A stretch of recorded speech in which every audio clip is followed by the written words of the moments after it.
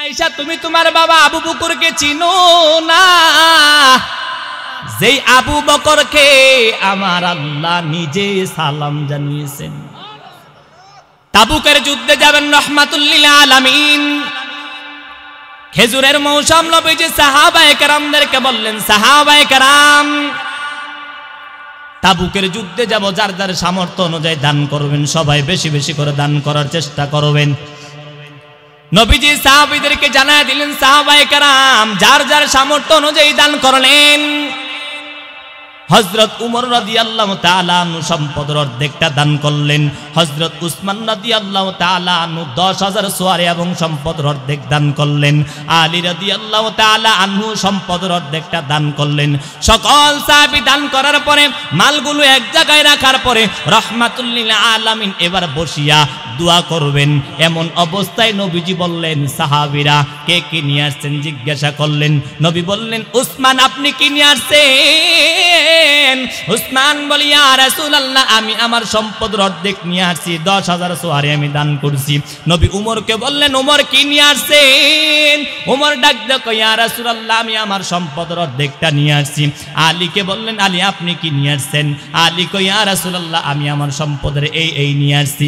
কিন্তু নবীজি আবু বকরকে আর জিগায় না, সমস্ত সাহাবীদেরকে জিজ্ঞাসা করার পর আমার নবী ডাক দিয়ে কয়, আবু বকর আপনি বাড়ির মধ্যে কি রাইখা আসছেন? আল্লাহু আকবার। এই আবু বকর আপনি বাড়ির মধ্যে কি রাখছেন? আবু বকর চোখের পানি ছেড়ে দিয়ে ডাক দেয়া কয়, নবী আপনি জানেন গো নবী, আমি আবু বকর বড় গরিব মানুষ নবী, আপনি ভালো করে জানেন। ও নবী আমি আবু বকর ঘরে জানু দিয়া দিয়া দিয়া দিয়া হাড্ডি পাতিল চামিজ বডিটা পর্যন্ত, ঘরের বালি ধুলা কণাগুলা পর্যন্ত আমি আবু বকর ঝাড়ু দিয়া দিয়া নিয়ে আসছি। জুড়ে বলেন আল্লাহু আকবার। মদিনাওয়ালা নবী কান্না শুরু করছেন। সাহাবায়ে কেরাম মনে করছেন, উমর মনে করছেন আজকে মনে হয় নবীজি স্পেশাল দোয়াটা আমার জন্য করবেন। কিন্তু আবু বকরের যে ত্যাগ, সকল সাহাবীদের মাথাটা নত হয়ে গেল। আবু বকর এমন ত্যাগ কেমনে করলেন? আবু বকর ডাকতে কয়, ইয়া রাসূলুল্লাহ আপনি বলেছেন আমি কি রেখে আসছি। ও নবী শুনেন, আমি আমার ঘরের মধ্যে আমার আল্লাহ আমার নবীর রাইখা আসছি। জুড়ে বলেন আল্লাহু আকবার। আবু বকর কান্না করতেছেন, তখনই জিবরাইল আমিন এসে হাজির। জিবরাইল আমিন এসে কয়, ইয়া রাসূলুল্লাহ ইয়া হাবিবাল্লাহ আমার আল্লাহ প্রত্যেক দিন আপনারে সালাম দেয়। ও নবী আজকে আবু বকর যেই কাজ করেছেন আপনার পাশাপাশি আপনার সাহাবী আবু বকরকে আমার আল্লাহ সালাম দিয়েছেন। ألا إن أولياء الله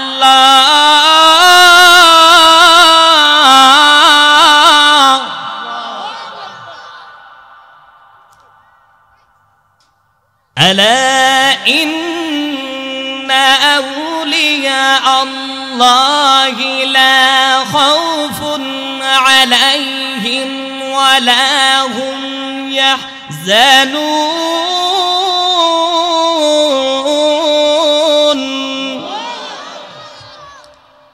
আল্লাহ বলেন, নিশ্চয়ই আমার ওলি এবং আউলিয়া তাদের কোনো ভয় নাই, চিন্তা নাই, পেরেশানি নেই, তারা জান্নাতে। সুবহানাল্লাহর ফজিলত জানেন? আল্লাহ রাসূল বলেন, যদি কোনো বান্দা ঈমানের হালতে একবার সুবহানাল্লাহ বলে, তার আমলনামায় আসমান এবং জমিন ফাঁকা জায়গা পরিমাণ নেক আমল আল্লাহ দান করে।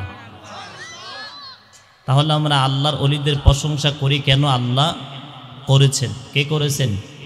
দলিল সূরা ইউনূসের ৬২ নম্বর আয়াত। তা আমরা আব্দুল কাদের জিলানী রাহমাতুল্লাহ আলাইহির প্রশংসা করি কি করি না? তা আব্দুল কাদের জিলানী রাহমাতুল্লাহ আলাইহি তার বাবা ছিলেন আবু সালেহ জঙ্গি মুসা রহমতুল্লাহ আলাইহি। এবং তার মা হলেন হাফেজা উম্মুল খায়ের ফাতেমা। তো আব্দুল কাদের জিলানী রহমাতুল্লাহ আলাই তিনি যখন তার মায়ের রেহেমে গর্ভে চলে আসলেন, আগে যা কোরআন তেলাওয়াত মা করতেন, আব্দুল কাদের জিলানী রহমাতুল্লাহ আলাই গর্ভে আসার পরে মা আগের তুলনায় এখন আরো কোরআন তেলাওয়াত বাড়াই দিছে। যেমন আমগর দেশের মা বোনেরা সন্তান গর্ভে আসলে কি করবে দিশ পায় না, টাইম কিভাবে কাটাইবে দিশ পায় না। টিকটক দেখে, ফেসবুক চালায়, রিলস ভিডিও দেখে, ইউটিউব এগুলো চালিয়ে সময় পার করে। কথা ঠিক? আর যদি কোনো মা সন্তান গর্ভে নিয়ে কোরআন তেলাওয়াতের আমল করতেন, সূরাতুল ইখলাসের আমলটাও যদি করতেন, কারণ মদিনাওয়ালা নবীর হাদিসের বর্ণনা, জমিনের মধ্যে যদি কোনো বান্দা বিসমিল্লাহ সহকারে একবার সূরাতুল ইখলাস যদি কোনো বান্দা পাঠ করে নেই, ওই বান্দার আমল নামায় 10 পারা কোরআন খতমের সওয়াব আল্লাহ দিয়ে দেয়। আবার যদি কোনো বান্দা বিসমিল্লাহ সহকারে সূরাতুল ইখলাস 3 বার পাঠ করে নেয়, তাহলে ওই বান্দার আমল নামায় পুরা 30 পারা কোরআন খতমের সওয়াব আল্লাহ দান করেন। আবার মদিনাওয়ালা নবী বলেন, তাফসিরে জালালাইন যারা পড়ছেন তারাও জানেন, মদিনাওয়ালা নবী বলেন যদি কোনো বান্দা সূরাতুল ইখলাস প্রত্যেক ফরজ নামাজের পরে 10 বার করে পাঠ করে, কয়বার? 10 বার করে যদি কোনো বান্দা পাঠ করেন, ওই বান্দাটার ইন্তেকালের পরে মদিনাওয়ালা নবী বলেছেন ওই বান্দা ইন্তেকালের পরে জিবরাইল আমিন সহ 70,000 ফেরেশতা তার জানাজারে শরীক হবে। আবার মদিনাওয়ালা নবী বলেন যদি কোনো বান্দা বিসমিল্লাহ সহকারে সূরাতুল ইখলাস 100 বার পাঠ করে, 100 বার পাঠ করে, ওই বান্দার আমল নামা থেকে 50 বছরের গুনাহগুলো আমার আল্লাহ মাফ করে দেয়। এখন মা যদি সন্তান গর্ভে নিয়ে স্টার জলসা, টিউব ম্যাট, ফেসবুক চালাইয়া সময় না নষ্ট করতেন, মনে রাখবেন যে মা তার সন্তান গর্ভে নিয়ে star Jalsha, Zee Bangla, Facebook, TubeMate, YouTube চালাইয়া সময় পার করে, ভাই ওই ঘর থেকে যত সন্তান হবে হইতে ডিপজল নয়তো বাউল আবুল সরকার। কথা ঠিক না বে ঠিক? কারণ ওই ঘরে ভালো সন্তান আশা করা যায় না। আল্লাহর কসম করে বললাম, শুনে রাখেন, যেই মা তার সন্তানকে গর্ভে নিয়ে স্টার জলসা, টিউব ম্যাট, ফেসবুক চালাইয়া এগুলো দেখে, রিলস ভিডিও দেখে সময়টারে কাটাইয়া দিছে, ফলাফল কি হয় রে ভাই? দেখবেন ওই সন্তানটা পৃথিবীর জমিনে যখন ভূমিষ্ঠ হয়, ওই সন্তানটাও মোবাইলে কার্টুন দেখা ছাড়া খাবার খায় না। কথা ঠিক? কিন্তু আব্দুল কাদের জিলানী রহমাতুল্লাহ আলাইহির মা উম্মুল খায়ের ফাতেমা হাফেজা আগে কোরআন যা তেলাওয়াত করতেন, সন্তান আব্দুল কাদের জিলানী রহমাতুল্লাহ আলাইহি গর্ভে আসার পরে মা আগের তুলনায় এখন আর কোরআন তেলাওয়াত বাড়ায় দিছে। ফলাফল কি হইছেন? আব্দুল কাদের জিলানী রহমাতুল্লাহ আলাইহি মায়ের কোলে থেকে 18 পারা কোরআনের হাফেজ। আবার আমরা ইমাম মালিক রহমাতুল্লাহ আলাইহির প্রশংসাও আমরা করি, মালিক ইবনে দিনার রহমাতুল্লাহ আলাইহির প্রশংসা করি। মালিক ইবনে দিনার রহমাতুল্লাহ আলাইহি নদী পথে যাচ্ছেন, হঠাৎ নদীর মাঝখানে যাওয়ার পরে, সাগরের মধ্যখানে যাওয়ার পরে মাঝি ডাক দেয়, কয় হুজুর টাকা দেন। মালিক ইবনে দিনার রহমাতুল্লাহ আলাইহি বলেন, আমার কাছে মাঝি টাকা নাই, তবে আজকে না অন্য দিন দেখা হলো তোমার টাকাটা আমি পরিশোধ করে নিব। মাঝি বলেন, না না চলবে না। মাঝি খারাপ আচরণ করা শুরু করলেন। বলেন তো আল্লাহর ওলি যারা হয় তাদের সাথে আল্লাহর সম্পর্ক আছে না নাই? আরো মুহাব্বতে বলেন আছে না নাই? মালিক ইবনে দিনার রহমাতুল্লাহ আলাইহি আল্লাহর কাছে দোয়া করলেন, মালিক দিনারের জন্য মাঝি আমার সাথে খারাপ আচরণ করতেছেন।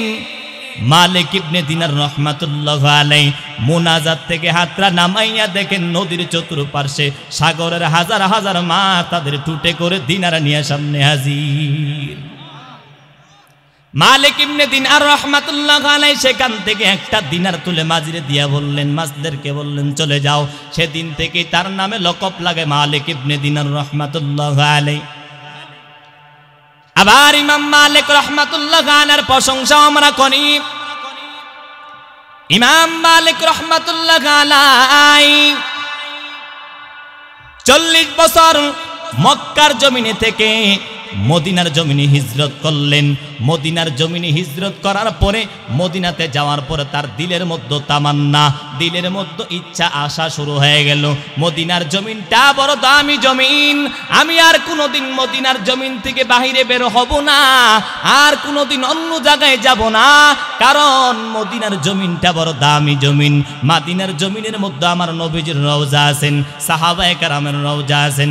অতএব আমি ইমাম মালিকের ইচ্ছাটা মদিনার জমিনে যাতে আমার মরণ হয়, কারণ ইমাম মালিক তো ওই ইমামের নাম যারা ইলমের হালত যেমন ছিলেন আবার আমলের হালত তেমন ছিলেন। ইমাম মালিক ভালো করে জানেন নেককার বান্দাদের কবরের পাশে শোয়া লাভ আছেন। কেন, কেমন লাভ? দেখবেন যে কবরটা নেককার বান্দাদের সাথে যদি কোনো বদকার বান্দার কবর হয়, নেককারের কারণে অনেক বদকার মানুষের কবরের আযাব আল্লাহ মাফ করে দেয়। কিন্তু আমরা তো মগা মনের মধ্যে অহংকার ঢুকাইছে, আমার জায়গা জমির অভাব নাই, সম্পদের অভাব নাই, কেন ওই গুরুস্থানে আমার কবর করা লাগবে, আমার বাড়ির পাশে কবর দিয়া রাখবা। এ ভাই এখন তোমার টাকা পয়সা আছে, তোমার ছেলে মেয়ে আছে, ওরা যখন বড় হওয়ার পরে জায়গা জমির সংকট হবে, দেখবা বাথরুমের পাইপের লাইনটা তোমার কবরের পাশ দিয়ে যা। বাস্তব না অবাস্তব? কি দেখেন নাই এমন কবর? দেখেন নাই? ইমাম মালিক রাহমাতুল্লাহ আলাইহির দিলের মধ্যে তামান্না মদিনার জমিনের মধ্যে যাতে আমার কবর হয়, কারণ মদিনার জমিনের মধ্যে যদি আমার কবর হয় তাহলে হাশরের ময়দানে, কিয়ামতের ময়দানে নবীর সাথে সাহাবায়ে কেরামের সাথে হাশরের ময়দানে হাজির হতে পারবো। যখন হজের মৌসুম আসেন, ইমাম মালিক রাহমাতুল্লাহ আলাইহি দেখে হাজী সাহেবেরা ইহরাম পরিধান করে মদিনা থেকে মক্কায় বাইতুল্লাহ জিয়ারতের উদ্দেশ্য যা, কারণ ইমাম মালিক রাহমাতুল্লাহ আলাইহি ভালো করে জানেন বাইতুল্লাহর সামনে 1 রাকাত নামাজ পড়লে 1 রাকাত নামাজের সওয়াব আল্লাহ দান করে। ইমাম মালিক রাহমাতুল্লাহ আলাইহি মনের ভিতর লোভটা সামলাইতে পারতেছেন না, আবার চিন্তা করতেছেন যদি আমি মদিনার জমিন থেকে মক্কায় যাওয়ার পরে যদি আমার মরণ হয়ে যায়, তাহলে আমার অন্তরের মধ্যে, দিলের মধ্যে যে তামান্না, দিলের মধ্যে যে আশাটা মদিনার জমিনে যাতে আমার কবর হয়, এই আশাটা তো আমার পূরণ হবে না। যদি কোনো রকম ভাবে হায়াতের জিন্দেগির কথাটা জানতে পারতাম, কতদিন বাঁচবো এই বিষয়টা যদি জানতে পারতাম, তাহলে এইবার যায় হজ্জে বাইতুল্লাহ জিয়ারত করে আসতাম। ইমাম মালিক রাহমাতুল্লাহ আলাইহি ইস্তিখারার 2 রাকাত নামাজ পড়ে ঘুমায় গেলেন। ঘুমের মধ্যে মদিনাওয়ালা নবী তার ঘরে তাশরীফ আনলেন। বলার দরকার নেই সুবহানাল্লাহ। কি মনে করতেছেন? মান আরানি ফিল মানামি ফাকাদ আরানি ফা ইন্না শাইতানা লা ইয়াতামাসসালা ফিস সিরাত। আল্লাহর নবী বলেন যেই উম্মত আমি নবীরে দেখলো সত্য দেখলো, কারণ আমি নবীর সুরত শয়তান ধরতে পারে না। স্বপ্নে ইমাম মালিকের ঘরের দরওয়াজায় নবী হাজির। ইমাম মালিক নবীজির হায়াতের কথা জিজ্ঞেস করলেন। মদিনাওয়ালা নবী হাতের 5টা আঙ্গুল দেখায় নবী চলে গেলেন। ইমাম মালিক রাহমাতুল্লাহ আলাইহির ঘুমটা ভেঙে গেলেন। এবার টেনশন আগে যা ছিল এখন আর দ্বিগুণ বাইরে গেলেন, কারণ এখন মদিনাওয়ালা নবী 5টা আঙ্গুল দেখাইয়া গেছেন 5 দিন বাঁচবো না, 5 বছর বাঁচবো না, 5 ঘন্টা বাঁচবো না, 5 সপ্তাহ বাঁচবো। টেনশন আরো বেশি হয়ে গেল। এবার ইমাম মালিক রাহমাতুল্লাহ আলাইহি টেনশনের মধ্যে আছেন। ওই জামানার ভিতরে সবচেয়ে বেশি একজন স্বপ্নের ব্যাখ্যা করনেওয়ালা ব্যক্তি মুহাম্মদ ইবনে সিরিন রাহমাতুল্লাহ আলাইহি। ইমাম মালিক রাহমাতুল্লাহ আলাইহি বলে খাদেম যাও ইবনে সিরিনের কাছে স্বপ্নের তাফসীর করে নিয়ে আসো, ব্যাখ্যাটা নিয়ে আসো। তবে শর্ত লাগাইয়া দিলেন খাদেম যাবা ঠিক আছে, তবে আমি ইমাম মালিকের নাম পরিচয় দিবা না। শর্ত কি? আমি ইমাম মালিকের নাম পরিচয় দেওয়া যাবে না। ইমাম মালিক রাহমাতুল্লাহ আলাইহির খাদেম চলে গেলেন। ইবনে সিরিন রাহমাতুল্লাহ আলাইহির কাছে যাওয়ার পরে ইবনে সিরিন রাহমাতুল্লাহ আলাইহিকে বললেন, হুজুর মদিনার জমিনে একজনে স্বপ্নে দেখছেন নবীর কাছে হায়াতের জিন্দেগির কথা জানতে চেয়েছেন। মদিনাওয়ালা নবী হাতের 5টা আঙ্গুল দেখায় চলে গেছেন। ইবনে সিরিন রাহমাতুল্লাহ আলাইহি বলেন, বাবা স্বপ্নটা দেখছে কি? কয় নাম বলা নিষেধ। ইবনে সিরিন ধমক মেরে বলে, চলে যাও, তাহলে ব্যাখ্যা দেওয়া নিষেধ।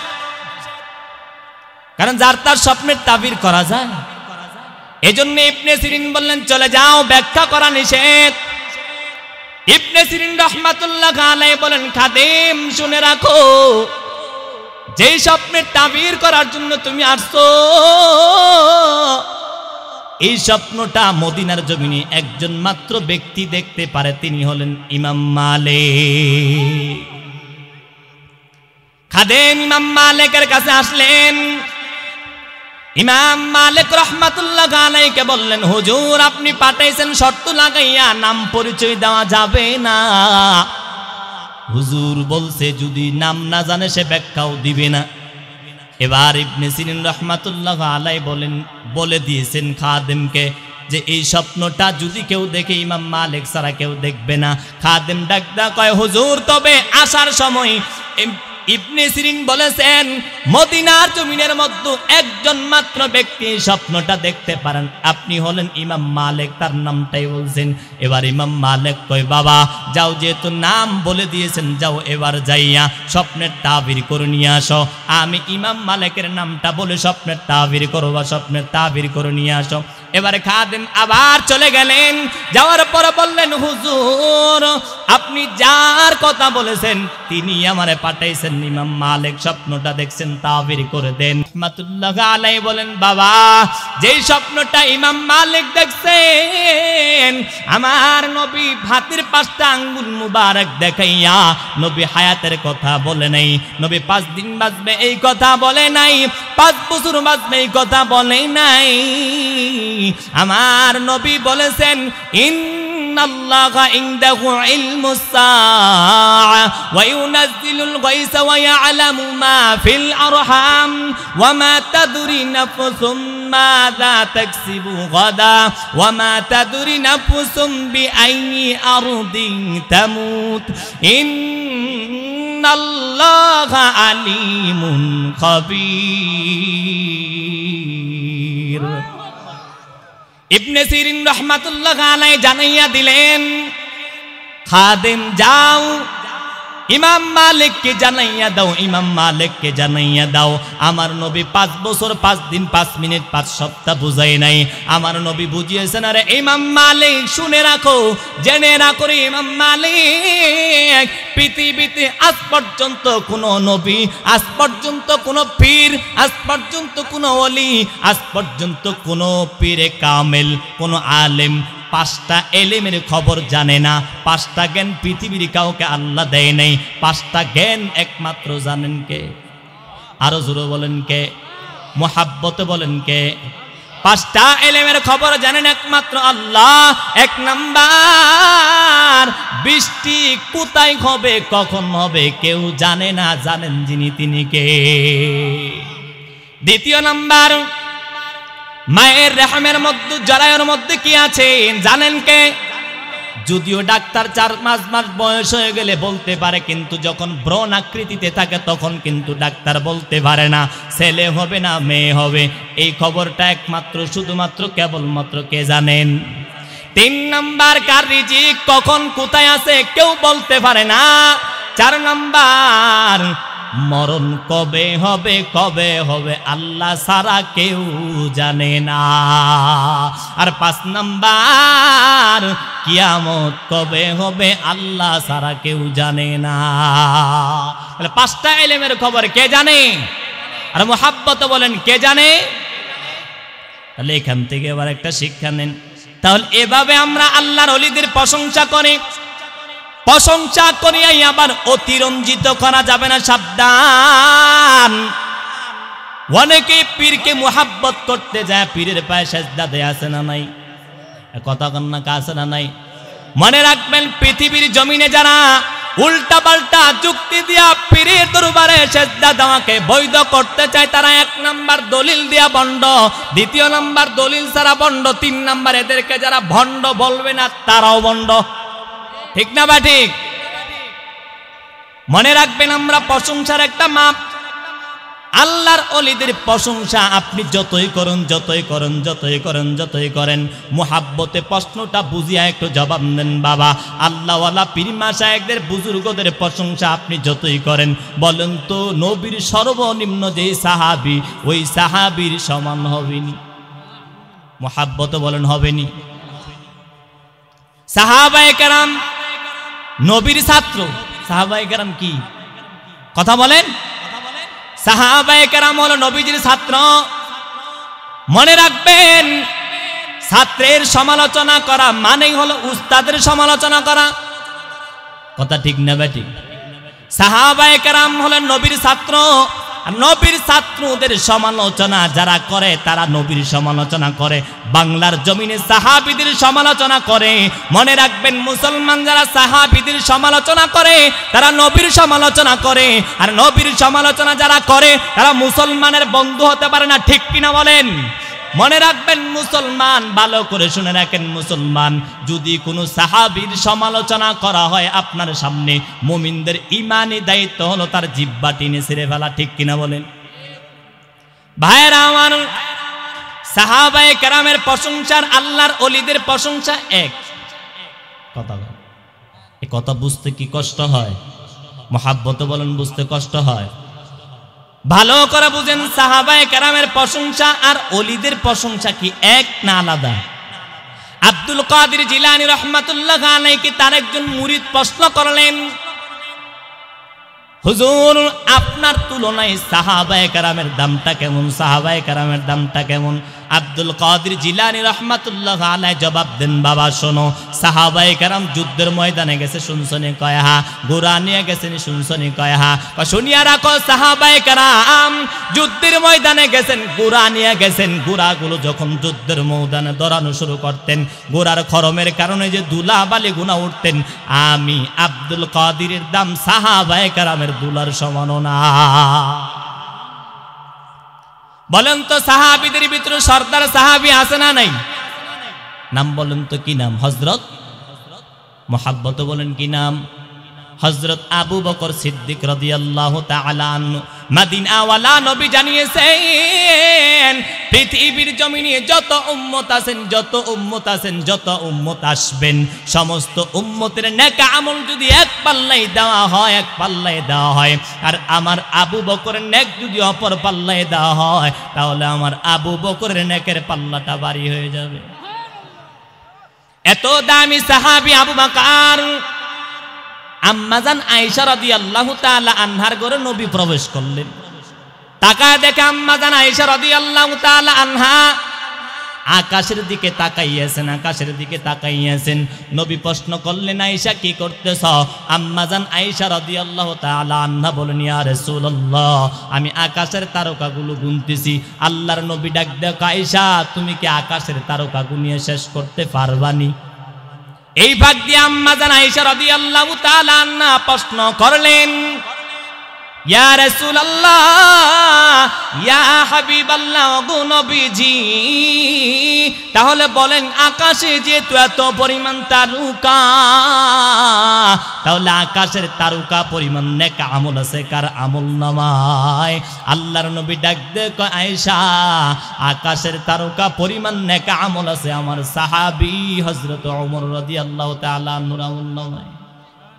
আপনাদের কাছে মনে হয় কম মনে হইতেছে? পৃথিবীর জমিন থেকে 13 লক্ষ গুণ বড় সূর্য, পৃথিবীর জমিন থেকে 9 লক্ষ গুণ বড় হলো চন্দ্র।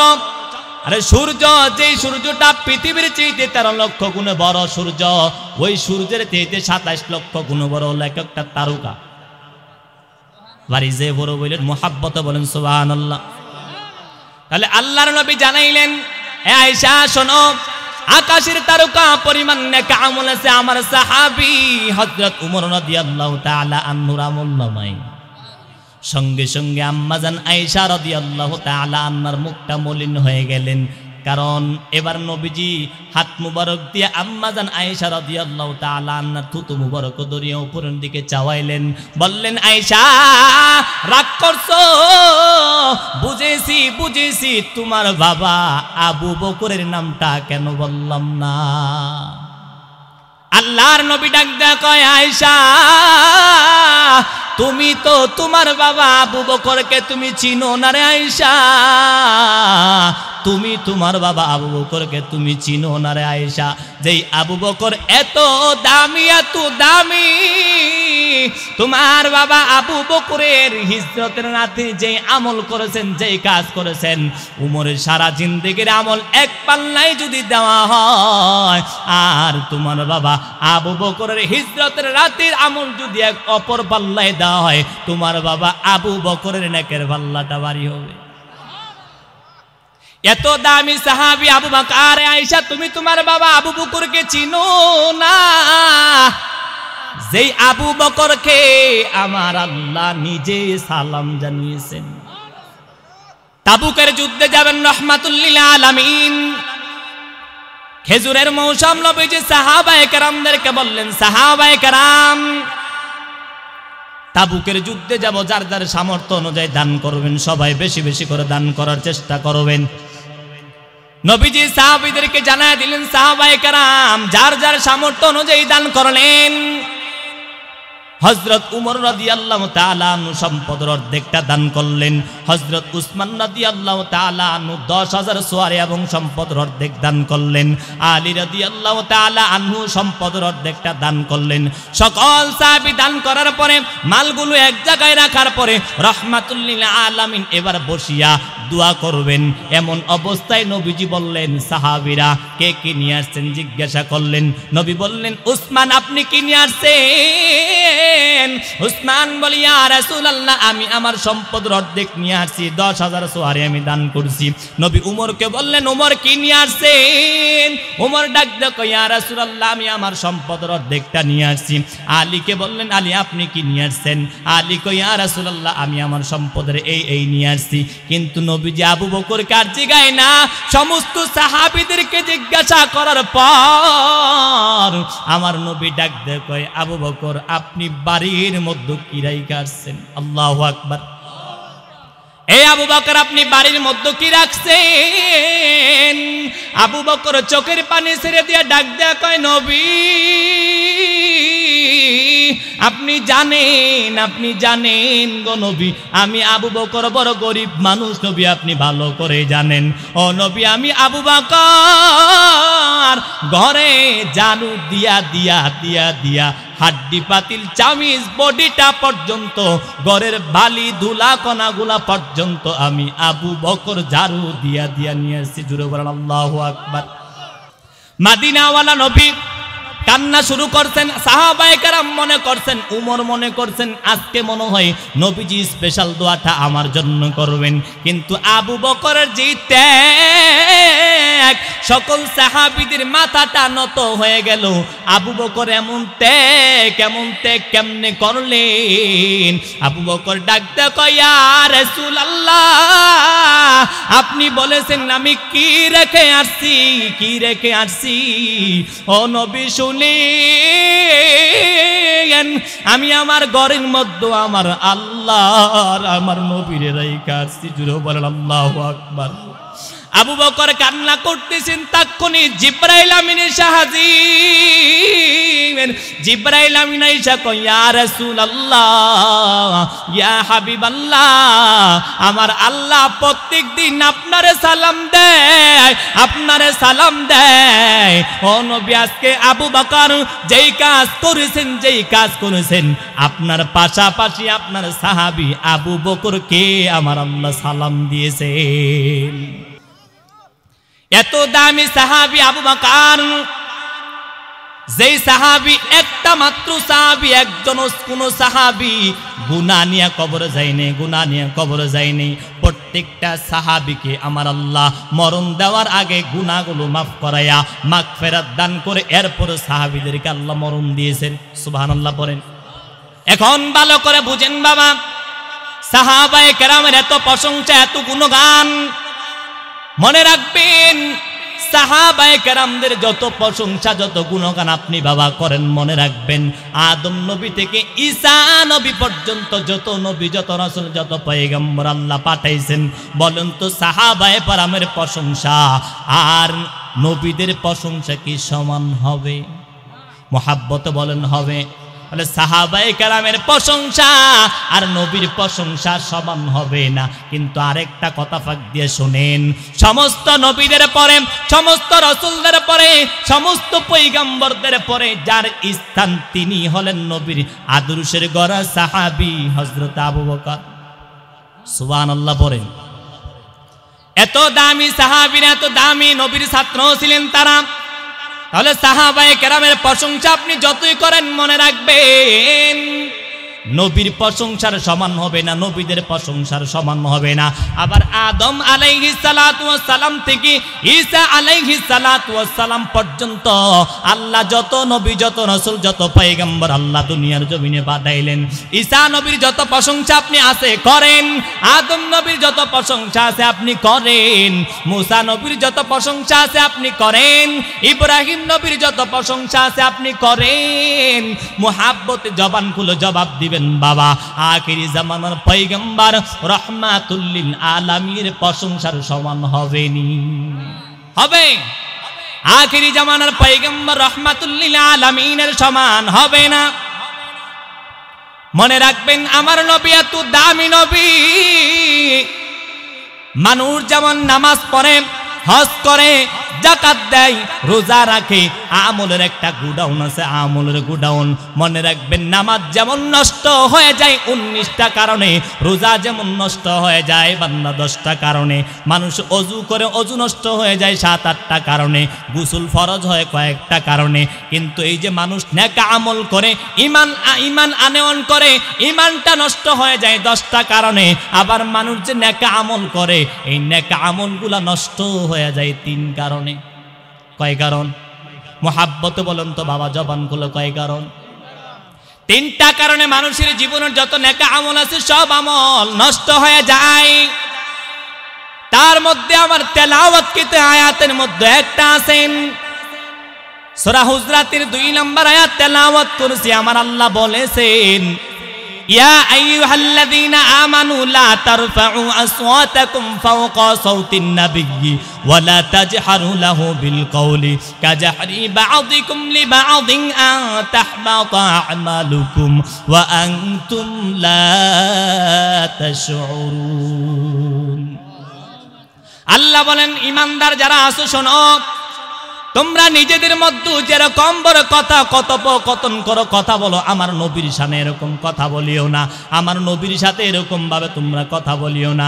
আরেকটা জিনিস বুঝো, তোমরা নিজেরা নিজেদের মতো যেরকম ভাবে কথা বলো, আমার নবীর কণ্ঠস্বরের সাথে যাতে তোমাদের কণ্ঠ উঁচু না হয়। মনে রাখবেন, যদি নবীর সাথে যদি বেয়াদবি হয়ে যায়, আনতাহবাতা মালুকুম, আল্লাহ বলেন ওই বান্দার জীবনের যত নেক আমল আছেন সব আমল আমার আল্লাহ জিরো বানায় দিবেন। তাহলে মানুষের আমল নষ্ট হয় কয় কারণে? 3 কারণে মানুষের নেক আমলগুলো নষ্ট হয়ে যায়। তার ভিতরে 1 নাম্বার হলেন আমার নবীর শানে, নবীর সাথে যদি কেউ বেয়াদবি করে, ওই বান্দার জীবনের যত আমল আছে সব আমল আমার আল্লাহ নষ্ট করে দেয়। নবীর শানে বেয়াদবি করলে কি হয় শোনেন, পয়গম্বর মূসা আলাইহিস সালাতু ওয়াস সালামের জামানায় পয়গম্বর মূসা নবীর একজন উম্মত ছিলেন, তাওরাত কিতাবের পণ্ডিত, নাম হলো হারেস। কি নাম? মুহাব্বতে বলেন কি নাম? তিনি হলেন তাওরাত কিতাবের পণ্ডিত। তাওরাত কিতাব যখন অধ্যয়ন করেন, বারবার পৃষ্ঠা উল্টায় আর তাকাইয়া দেখে একজন নবীর নাম পাওয়া যায়। এবার তাওরাত কিতাবের পণ্ডিত হারেস মূসা নবীর কাছে যে বলেন, ও পয়গম্বর মূসা, আপনি আল্লাহর পয়গম্বর নি? বলে হ্যাঁ। আপনার উপরে আল্লাহ তাওরাত কিতাব নাজিল করেছেন নি? কয় হ্যাঁ।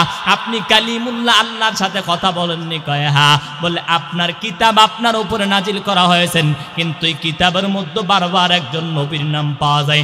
পয়গম্বর মূসা আলাইহিস সালাতু ওয়াস সালাম বলেন, চিনো নাই, তিনি হলেন আখিরি জামানার পয়গম্বর মুহাম্মদুর রাসূলুল্লাহ সাল্লাল্লাহু আলাইহি ওয়াসাল্লাম। তাওরাত কিতাবের পণ্ডিত হারেস নামগুলো পায়ার কলম দিয়া কাটেন। তাওরাত কিতাবের মধ্যে আমার নবীর মুসার প্রশংসা থাকবে, অন্য নবীর প্রশংসা আমি মানতে পারি না। তাওরাত কিতাবের পৃষ্ঠা উল্টায় আর কলম দিয়ে নামটা কেটে দেয়, পৃষ্ঠা উল্টাই নামটা কেটে দেয়, পৃষ্ঠা উল্টায় নামটা কেটে দেয়। নামগুলো কাটা যখন কমপ্লিট হয়ে গেলেন, হঠাৎ করে তাকাইয়া দেখেন শরীরের মধ্যে পরিবর্তন শুরু হয়ে গেলেন। কথা বলতে পারে মানুষের মতো, আকৃতিটা হয়ে গেছে পুরা গুইসাপ। নাউজুবিল্লাহ বলেন, কি হয়ে গেছেন? পুরা গুইসাপ হয়ে গেছেন। এবার তাওরাত কিতাবের পণ্ডিত হারেস নিজের বাড়ির দিকে রওনা হলেন। বাড়ির পাশে যায় বিবিকে ডাক দিলেন, বিবি দরওয়াজা ওপেন করলেন। দরওয়াজা খোলার পরে বিবি তো ভাই, এটা তো গুইসাপ, কোথায় আমার স্বামী? এবার হারের ডাক দেয়া কয়, ও বিবি তাকাইয়া দেখো, আমি হারেস, তাওরাত কিতাবের পণ্ডিত, তোমার স্বামী হারেস। আমার স্বামী তো মানুষ, আপনি তো গুইসাপ। বলে জানো না, আমি তাওরাত কিতাবে একজন নবীর নাম পেয়েছিলাম, আখিরি জামানার পয়গম্বর রাহমাতুল লিল আলামিনের নামটা কাটার পরে কমপ্লিট যখন হয়ে যায়, আমি দেখি আমার শরীরের মধ্যে পরিবর্তন শুরু হয়ে যায়। পরিবর্তন হতে হতে এক পর্যায়ে আমি গুইসাপ হয়ে যাই। ও বিবি যাও, আমাকে নিয়ে এবং আরো লোকজন নিয়ে পয়গম্বর মুসা নবীর কাছে যাও। পয়গম্বর মুসা নবীর কাছে যায়, একটু আমার জন্য দোয়া করতে বলো। পয়গম্বর মুসা নবী যদি দোয়া করে, আল্লাহ আবার আমার মানুষ বানিয়ে দিবেন। বিবি সহকারে গুইসাপ হারেসকে নিয়ে রওনা হয়ে গেলেন পয়গম্বর মুসা নবীর দরবারে। ও পয়গম্বর মুসা, আল্লাহর কাছে দোয়া করে দেন, আল্লাহর কাছে দোয়া করে দেন। আমার স্বামী হারেস। বলে তোমার স্বামী কোথায়? বলে এই যে গুইসাপটা দেখতেছেন, এটাই হলো আমার স্বামী। বলে তোমার স্বামীর এই হালত কেন, কি হয়েছে বলো? বলে তাওরাত কিতাবের মধ্যে একজন নবীর নাম পেয়েছিল, ওই নবীর নামটা কলম দিয়ে বারবার কাটছে, কাটা যখন কমপ্লিট হয়ে যায়, তাকাইয়া দেখে গুইসাপে পরিণত হয়ে যায়। আপনি একটু আল্লাহর কাছে দোয়া করেন যাতে আল্লাহ মানুষ বানায় দেন। মুসা নবী আল্লাহর কাছে দোয়া করবেন, তার আগেই আমার আল্লাহ জিবরাইল আমিন পাঠাইয়া দিলেন।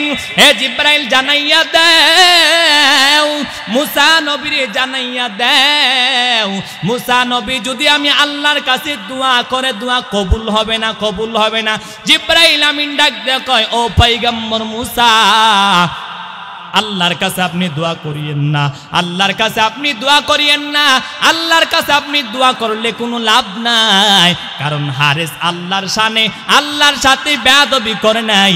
যদি আল্লাহর শানে, আল্লাহর সাথে হারেস বেয়াদবি করতো, তাহলে আল্লাহর কাছে তওবা করলে, কান্না করলে আমার আল্লাহ মাফ করে দিতেন। কিন্তু হারেস যেহেতু নবীর শানে বেয়াদবি করেছেন, এবার জিবরাইল আমিন ডাক দেয়া কয়, মুসা নবী শোনেন, আমার আল্লাহ জানিয়েছেন ক্ষমাটা যদি পাইতেই হয়, মাফ যদি চাইতেই হয়, তাহলে আখিরি জামানার পয়গম্বর মুহাম্মদুর রাসূলুল্লাহ সাল্লাল্লাহু আলাইহি ওয়াসাল্লামের কাছে যাইয়ে ক্ষমা চাওয়া লাগবে। আল্লাহু আকবার বলেন। ঘটনা হয়েছে মুসা নবীর জামানায়। ঈসা নবীর 500 বছর পরে আমাদের নবী দুনিয়ার জমিনে আসবেন। এবার হারেস তাওরাত কিতাবের পণ্ডিত কান্না করা শুরু করলেন, ও পয়গম্বর মুসা, আমি জাহান্নামের আসামি হয়ে মরতে চাই না, আপনি একটু আল্লাহর কাছে দোয়া করে দেন। আল্লাহর কথার উপর তার কথা বলা যায় না, আপনি একটু আল্লাহর কাছে দোয়া করে দেন, আল্লাহ পাক যাতে আখেরি নবী আসার আগ পর্যন্ত আমার হায়াতের জিন্দেগিটা আল্লাহ লম্বা করে দেয়, বাড়াইয়া দেয়। পয়গম্বর মুসা নবী এবার আল্লাহর কাছে দোয়া করলেন, মালিক, হারে জাহান্নামের আসামি হয়ে মরতে চায় না, জাহান্নামের আসামি হয়ে মরতে চায় না। ও আল্লাহ, আপনি তার হায়াতের জিন্দেগিটা আখেরি জামানার পয়গম্বর দুনিয়াতে আসার আগ পর্যন্ত বাড়াইয়া দেন। আল্লাহ বলেন, পয়গম্বর মুসা, এইবার যেই দোয়াটা করছো আমি আল্লাহ সেই দোয়াটা কবুল করে নিলাম। এবার বহু লম্বা ঘটনা সামনে শোনেন, মুসা নবীর জামানার ঘটনা। এবার আখেরি জামানার পয়গম্বর দুনিয়াতে আসলেন। আসার পরেই তো আর ওপেন হয়ে যায় না, নবুয়ত প্রকাশ হয়েছে 40 বছর বয়সের পরে। এবার 40 বছর বয়সের পরে যখন নবুয়ত প্রকাশ হইলেন ওই সময় এবার মদিনার জমিনে হারেস নবী হলেন মক্কার জমিনে। হারেসের কাছে খবর মদিনার জমিনে রহমাতুল্লিল আলামিন আছে আখিরি জামানার পয়গম্বর 6 মাস মদিনার জমিন থেকে বুকের উপরে ভর করে করে করে করে এবার মদিনার জমিন থেকে মক্কার জমিনে হারেস গেলেন। যাওয়ার পরে আবু জেহেলের বাড়ির কিনারে একটু দাঁড়াইয়া শুয়ে শুয়ে রেস্ট নিচ্ছেন, আরাম করতেছে। ঘুমায় গেলেন। এক পর্যায়ে হারেস ঘুমিয়ে যাওয়ার পর গুইসাব ঘুমায় আছেন আবু জেহেলের দরওয়াজার সামনে। আবু জেহেল ঘুম থেকে উঠিয়া সকালবেলা দেখেন ঘরের দরওয়াজার সামনে বিশাল আকৃতির একটা গুইসাপ, লাঠি একটা হাতি নিয়ে গুইসাপের উপর আঘাত করা শুরু করলেন। গুইসাপ হারেস তাওরাত কিতাবের পণ্ডিতের ঘুম ভাঙিয়া গেলেন। ডাক দিয়া কয়, ও আবু জেহেল, আমারে মাইরো না, মাইরো না, মাইরো না, আমি কিন্তু আসলে গুইসাপ না, গুইসাপ না, গুইসাপ না, আমি হলাম তাওরাত কিতাবের পণ্ডিত, আমার নাম হারেস, আমি আসছি রহমাতুল্লিল আলামিনের দরবারে ক্ষমা পাওয়ার জন্য, ক্ষমা পাওয়ার জন্য, আমারে তুমি মাইরো না। সূরা তো আর ধর্মের কথা শুনে না। আবু জেহেল কয়, একে তো গুইসাপ, আবার দেখি কথা কয়, মনে হয় আমার বাতিজা মুহাম্মদ আমারে মারার জন্য গুইসাপ সালাম দিয়ে পাঠাইছে। এবার আবু জেহেল চিন্তা করতেছেন, কই আসো লোক সমাগম, সবাই আইসা হাজির হও। লাঠি সুটানি আইসা গুইসাপ হারেসের উপর তাওরাত কিতাবের পণ্ডিতের উপর আঘাত করা শুরু করলেন, মার দেওয়া শুরু করলেন। সূরা তার ধর্মের কথা শুনে না। তাওরাত কিতাবের পণ্ডিত হারেস বারবার কান্না করতেছেন আর বলতেছেন, আবু জাহাল, আমার মাইরো না, মাইরো না, মাইরো না। এক পর্যায়ে মারতে মারতে মারতে মারতে গুইসাপটা হারেসটাকে মেরেই ফেললেন। শুধু মারিয়াই ক্ষান্ত হয় নাই, মারিয়া পুরিয়া ছাই বানাইয়া পাতিলার মধ্যে ভরে রহমাতুল্লিল আলামিনের কাছে হাজির করলেন। নবীর কাছে হাজির করার পরে এবার আবু জেহেল ডাক দেয়া কয়, বাতিজা, আসছি তোমার উপরে ঈমান আনয়ন করব, তোমার উপরে ঈমান আনয়ন করব। নবীজি বলেন, তাহলে পড়ো কালেমা। দাঁড়াও, শর্ত আছেন। বলে, কি শর্ত? বলে, এই যে পাতিলা দেখতে পাওনি? কয়, হ্যাঁ। পাতিলার মধ্যে কি আছে যদি সঠিক পরিচয় দিতে পারো বাতিজা, কথা দিলাম তোমার উপরে, তোমার আল্লাহর উপরে ঈমান আনয়ন করব। সুবহানাল্লাহ। এবার নবীজি নাঙ্গে কয়, চাচা, আমি পরিচয় দিলে কেমন দেখা যায়? যদি পাতিলার মধ্য থেকে পরিচয় আসে, ঈমান আনয়ন করবেন। সুবহানাল্লাহ। দরকার নেই। বলুন তো, আমার নবীর শাহাদাত আঙ্গুল মুবারকের পাওয়ার আছে না নাই? জবানটা খুলে বলেন, আছে না নাই? একসাথে বলেন তো, আমার নবীর শাহাদাত আঙ্গুল মুবারকের পাওয়ার আছে না নাই? এই আবু জেহেল একবার শাম দেশের বাচ্চাকে সাথে নিয়া নবীকে যায় বলেন, ও বাতিজা, আসছি ঈমান আনয়ন করবো, তবে একটা শর্ত আছে। বলে, কি শর্ত? আকাশের সূর্য দেখতে পাওনি? কয়, হ্যাঁ। চন্দ্র দেখতে পাওনি? কয়, হ্যাঁ। সূর্যটা অস্তমিত নিবা, সূর্যের জায়গা চন্দ্র উদিত করবা, আর ওই চন্দ্রটাকে যদি দ্বিখণ্ডিত করতে পারো, বাতিজা, কথা দিলাম ঈমান আনয়ন করব। আল্লাহর নবী ডাক দেয়া কয়, বাতি, ও চাচা, 2 রাকাত নামাজ পড়ার সুযোগ দেন। আল্লাহর নবী 2 রাকাত নামাজ পড়লেন, সেজদায় পড়ে গিয়া মালিকের সাথে সম্পর্ক লাগাইয়া দিলেন। আল্লাহ বলেন, ওয়ারাফা'না লাকা যিকরাক, ও নবী, টেনশন করিয়েন না, টেনশন করিয়েন না, আপনার সম্মান দিয়েছে আমি আল্লাহ। আপনি শাহাদাত আঙ্গুল ইশারা করে আকাশের দিকে যা ইশারা করবেন, আকাশের চাঁদ সূর্য তাই করতে বাধ্য। এবার রহমাতুল্লিল আলামিন 2 রাকাত নামাজ কমপ্লিট করিয়া আকাশের সূর্যটাকে ইশারা করলেন, হে সূর্য, তুমি অস্তমিত হয়ে যাও, অস্তমিত হয়ে যাও, অস্তমিত হয়ে যাও। এবার সূর্যের জায়গা চন্দ্রকে ডাকলেন, চন্দ্র কোথায় আছো? ইয়া আইয়ুহাল কমার, হে চন্দ্র কোথায় আছো? সূর্যের জায়গা তুমি উদিত হয়ে যাও, সূর্যের জায়গা উদিত হয়ে যাও। কথাটা বলতে দেরি, সূর্যটা অস্তমিত হতে দেরি হয় নাই। এবার নবীজি যখন চন্দ্রকে ডাক দিলেন, সঙ্গে সঙ্গে চন্দ্রটা সূর্যের জায়গা এসে দাঁড়ায় গেছে। মোহাব্বত বলেন সুবহানাল্লাহ। এবার নবী চন্দ্রকে বললেন, চন্দ্র দ্বিখণ্ডিত হয়ে যাও। সঙ্গে সঙ্গে নবীজির হাত মুবারকের ইশারায়, শাহাদাত আঙ্গুল মুবারকের ইশারায় চন্দ্রটা দ্বিখণ্ডিত হয়ে যায়। ১,৫০০ বছর পরে বিজ্ঞান এখনো যাওয়ার পরে চাঁদের গায়ে ফাটলটা দেখার পরে আয়েশা পরীক্ষা করে কোরআনের সাথে যখন মিলায়, অনেক বিজ্ঞান কালেমা পরে মুসলমান হয়ে গেছে। শাম দেশের বাদশাকে আবু জাহাল যেই নবীর কথা আকাশের চন্দ্র শুনে, যেই নবীর কথা আকাশের চাঁদ শুনে, ওই নবী কখনো মিথ্যা হতে পারে না। আমি তার হাতে হাত রেখে পড়ে নিলাম, লা ইলাহা ইল্লাল্লাহু মুহাম্মাদুর রাসূলুল্লাহ সাল্লাল্লাহু আলাইহি ওয়াসাল্লাম। এই শাম দেশের বাদশা, তার একটা কন্যা সন্তান বাড়িতে আছে, বুবা, জীবনেও কথা বলতে পারে না বুবা। শাম দেশের বাদশা যখন বাড়িতে গেলেন, হঠাৎ করে বাড়ির মধ্য থেকে আওয়াজ, বাবা বাবা বাবা। যেই মেয়েটা জীবনে কোনোদিন বাবাকে বাবা বলে ডাকে নাই, এরকম বুবা মেয়ে যদি হঠাৎ করে বাবাকে বাবা বলে ডাক দেয়, বাবার তো কলিয়া সিরিজা যাওয়ার মতো ঘটনা রে বাবা। সামদেশের বাচ্চা থমকে দাঁড়াইয়া গেলেন, কি ব্যাপার? আমার এই সন্তান তো জীবনে কোনোদিন বাবা বাবা বলে ডাকে নেই, আমার এই সন্তান তো কোনোদিন কথা বলতে পারে নাই, আজকে কেমন করে বাবা বাবা বলে ডাকে, বাবা বাবা বলে ভুলাই। এবার সামদেশের বাচ্চা মেয়েটাকে বললেন, মা কিভাবে তুমি কথা বলতে পারো? বাবা একা একা দাঁড়াইয়া আছি, হঠাৎ করে দেখি একজন সুন্দর সুদর্শন যুবক, নুরানি চেহারার অধিকারী, এরকম একজন লোক দাঁড়াইয়া আমাকে ধমক মেরে বললেন, মা পরলা ইলাহা ইল্লাল্লাহু মুহাম্মাদুর রাসূলুল্লাহ সাল্লাল্লাহু আলাইহি ওয়াসাল্লাম। আবু জাহেল কয়, বাতিজা পাতিলার মধ্যে কি আছে যদি সঠিক পরিচয় দিতে পারো রে বাতিজা, কথা দিলাম ঈমান আনয়ন করব। আল্লাহর নবী ডাক দেয়, কয় বাতিজা সঠিক পরিচয়টা নাও।